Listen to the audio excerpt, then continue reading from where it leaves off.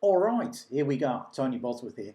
And yeah, I know the background. It looks like one of those backgrounds you can get, doesn't it? What would it be called? The Casual or something like that. But it's not. This is where I'm living. And yes, I know it would make more sense probably if the chair and table were moved back there. So we've got the red wall behind us. Maybe I'll do that. We'll see. But anyway, what I wanted to do is do the second episode, if you like, of my book, The Astrakhan's Feather. Somebody said to me, wasn't sure what the name of the main character is. It's Steve Christ. Christ, as in Lord Jesus Christ. Somebody actually said to me when I told them the name of the book, because the Astrakhan's Feather, I've talked about this before. The Astrakhan's Feather was originally called Christ, right? I thought that'd be good. I thought you'd get a few people buying it, thinking it was about the Lord. But no, it didn't work. Anyway, that's not the reason for changing the name.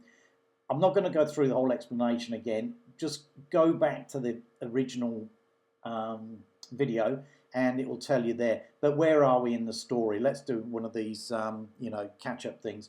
So basically what we've got is main character Steve Christ. He's a police inspector and he lives in the small mountain, I was going to say village. It's not really a village. It's an area called Bone Mountain, B-O-N-E.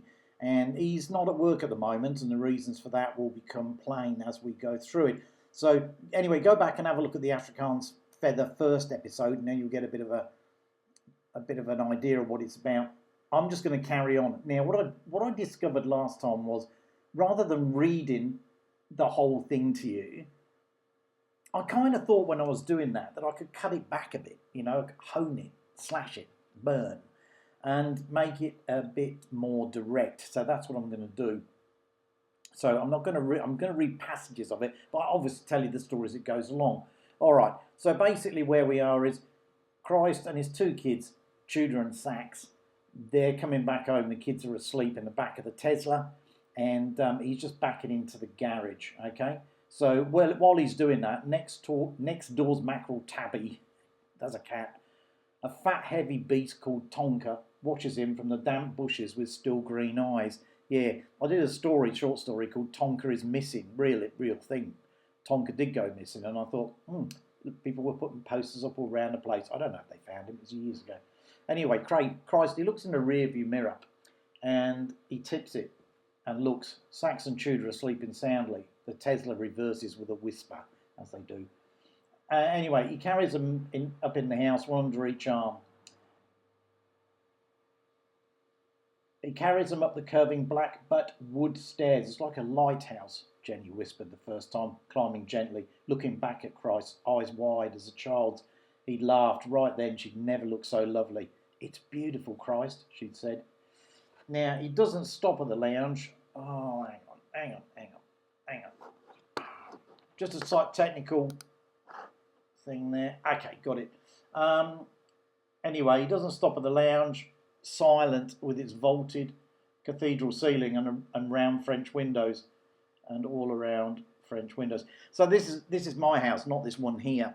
So I'm working away from home at the moment, but the house we live in has this massive cathedral type ceiling. It's all made of wood, big wood beams and all that.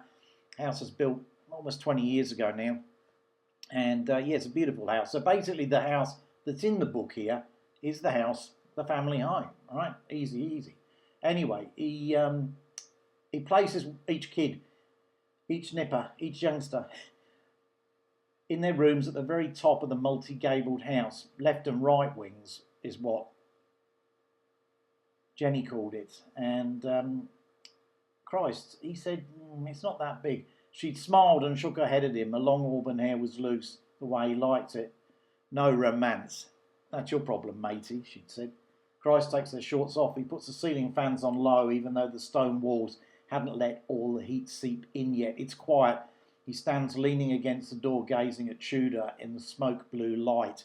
He starts when he feels Jenny behind him, arms suddenly clasping him, breath icy cold on his neck. The phone brurs softly downstairs. Christ takes a deep breath and looks at the floor and wants to cry.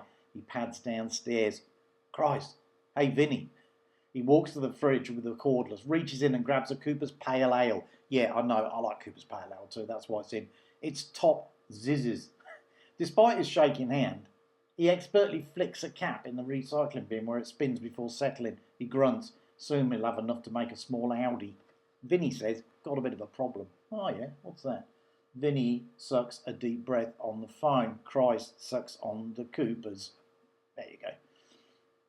Eve asked Lucia what gay meant. She asked why, and Eve told her I'd said I was gay right in front of a queue of people at the motor show. You have to go back to the first episodes to know about this. Christ laughs, takes another long pull on the beer. It's so cold it lobotomizes him. It's not funny. She's gone into one, says Vinny. Tell her it was just a joke, he says, his voice like gravel from the cold beer. I did, but Eve told her how I was dressed, how I was hugging you. Eve said her and T thought it was gross. The wife says she always suspected I fancied men. What with my long hair and taking care of my fingernails, reckons the truth's come out. Well, it is a bit long, says Christ. What? Your hair is a bit long by today's standards. What are you saying? I'm not saying anything, but you've got to admit you do wear your hair long. You think that makes me gay? I didn't say that. Lots of men wear their hair long. Well, some men do, said Christ. Jesus, you think I'm gay?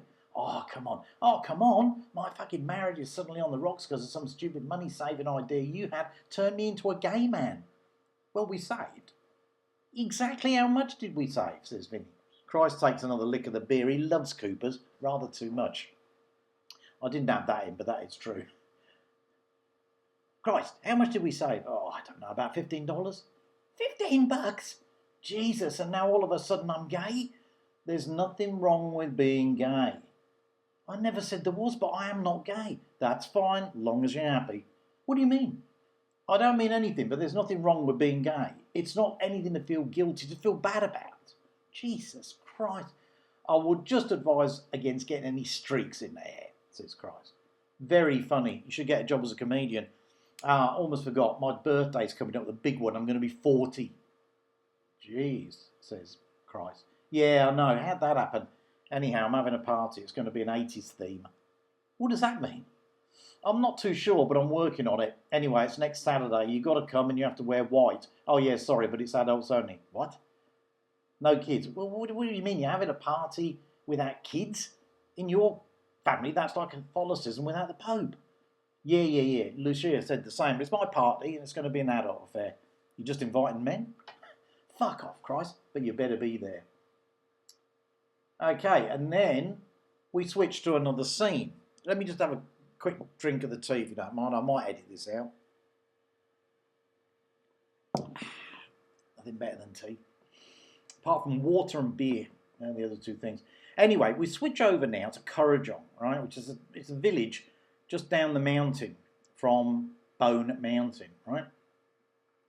And we go to the police station there, and Bob Mullins is a sergeant, right? And he's an old bloke, he's fairly near retirement. So it starts off and says, the stippled purple and orange sky moved firm and slow and tight as a muscle. Bob Mullins reckoned it was about time. He walked inside out of the rising hot breeze and poured himself a late cup of tea. There he gets in the afternoon, right? Late afternoon. Rosie Lee, as his wife used to call it with a lilting laugh, her own name being Rosie. Bob sighed, 15 years since she'd passed. Dropped down dead in the azaleas all of a sudden. 40 years of marriage, almost all of them good, and he still missed her like he'd miss his left arm if it was suddenly torn away. I actually am reading it, aren't I? Right? I think this is all right. It's not too bad. But I'm kind of self-censoring a bit as I go through, or sub-editing, I should say. He added sugar and stirred, silver spoon tinkling against fine-bone china. The door to the street opened, bringing in a hot blast of mummified early evening air and the smell of coming rain. You know, it's true here. When I first came here back almost 30 years ago, you could smell the rain when it's about to come. Also, mushrooms tasted more mushroomy. I don't know why. But anyway, there we go. The breeze also brought in Inspector Karen Allen. So this is Karen, who we saw earlier having a shower. Well, we didn't see her having a shower, but we talked about it. I explained about it. And her expensive perfume. It also, Bob breathed in and wrinkled his nose. Acting Inspector Allen, Mullins had to remind himself. Here's the thing. This is not here, but I'll just tell you anyway. Skip to the chase, as they say. So, Christ is off on leave at the moment, and Karen Allen has come over from the UK, right? And she's acting inspector. So I used some of the things that I experienced when I moved from the UK and came over and worked over here. So, yeah, hopefully that makes sense. Fast-tracked, they called it. There was only one track when Mullins entered the police force, of course there was, and that was the right track. Now they plucked them out of university, gave them a bit of training, handed them a gun, badge and uniform, and expected you to start saluting them. Sarge. Miss, says Bob Mullins, giving her a tight smile. Never on this God's great earth was he going to salute this 27-year-old girl or call her boss. Never mind she'd got a sergeant in London's Met before deciding to come on over here. Teach us something, that's what she thinks, thought Bob Mullins with a sneer in his heart that momentarily surprised his usual good nature. He shivered. Must be getting old. Still, she was easy on the eye. I know I've talked about this before. Sexual undercurrent, right? That's what one of the readers at the book publishers said. As if that was a bad thing. Here we go. Still, she was easy on the eye, what with the long raven black hair, tight dancer's figure, gossamer of pink lipstick, dab of makeup on her pretty sun-brown face, wearing this evening a shimmering sky blue blouse that could well be something expensive like silk. Blue, floaty skirt, highish black heels, but not your totters, he was glad to see, and a small black clutch on her shoulder with subtle accents of gold. She'd better hope she didn't have to get out tonight and do some real police work, get it all dirty, he thought, as she walked through the swing doors into the inner office, leaving a faint breeze of scent. French, sniffed Mullins as he took another sip of tea, gazed out the window up the main street, lifting his eyes to the bruising sky. Excuse me, as dusk made the mountains shadows. All right. A bit more tea. There's a lot of pollen around here at the moment. All right? A lot of pollen. Poplar trees. Seriously, it's all over the ground. It's everywhere, blowing through the town. Looks like a snowstorm. Unbelievable. I don't get hay fever, thank the Lord. Or whatever your personal belief is. Anyway, here we go. Now, here we go. Now, there is no, in Currajong, which is a real place, there is no police station, right? I'll just tell you that. But what I thought was, there bloody well should be. So I put one in the book.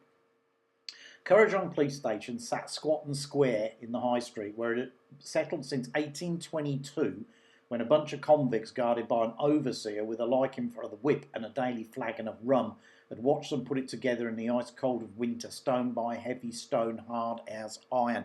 You know, it makes you wonder around here, actually. You see bridges and roads which were built by convicts, you know, you can still see a lot of the stone they used. Sometimes way up in the mountains, you know, and you just think, what a life that must have been. It can't have been fun, you know, really can't have been. Probably fairly fit, lifting all that stone all the time, but oh my God, no machinery, you know, you would have had to have done it all by hand. Anyway, the station is midway along the curving main street. Sands Cafe on one side, the chemist on the other, Sassafras restaurant opposite. That restaurant did exist, doesn't exist anymore. Still a restaurant though, different name.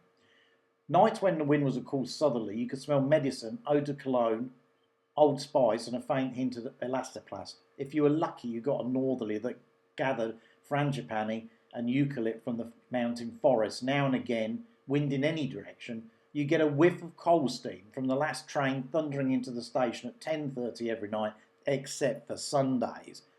Karen could hardly believe her eyes when she'd first seen the massive black coal engine squeal to a stop, passengers hopping out the ornate cream and green wooden carriages onto the platform. Mullins had looked at her sideways. Tourist attraction, miss, that's kept the line open, all the others have been closed down. Quicker to walk it up here, it said. It's fantastic, Karen had said at the time. Mullins had eyed her, then rocked on his feet. Brings all the crims up from Richmond, that's the trouble. Every day they take the trip, 4 and twopence return.